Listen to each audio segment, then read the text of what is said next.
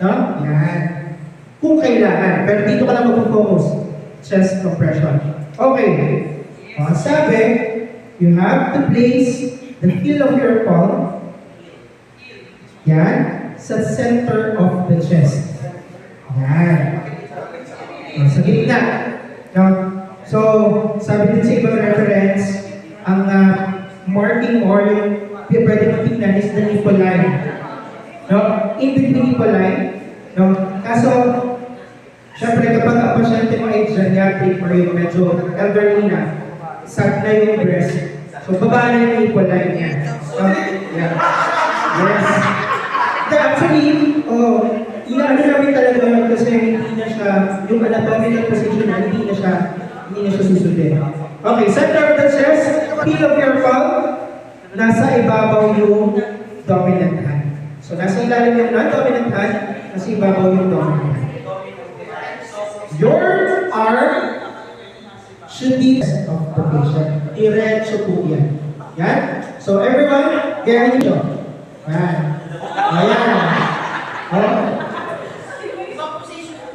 Your arm should be perpendicular sa chest ng pasyente. So, again, how many compressions per minute? 100. The depth for adult? 6. Okay. So, yan. Start with chest compression. Tingin. 3, 4, 5. So that is, yan. During compression, Ay, ganun din. during compression, nakita nyo, kailangan tuwid. Habang nagko-compress siya, hindi na bebend yung elbow. Ay, Kailangan straight. Straight yung press sa muli nyo nanggagaling dito. Hindi dun sa elbow. Okay? Okay, everyone. Okay, everyone. Sige.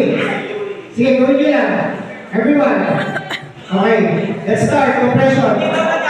Okay, 1, 2, 3, go.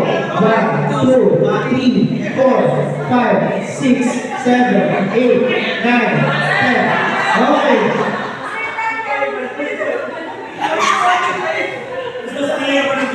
Hindi na bebet yung difficult.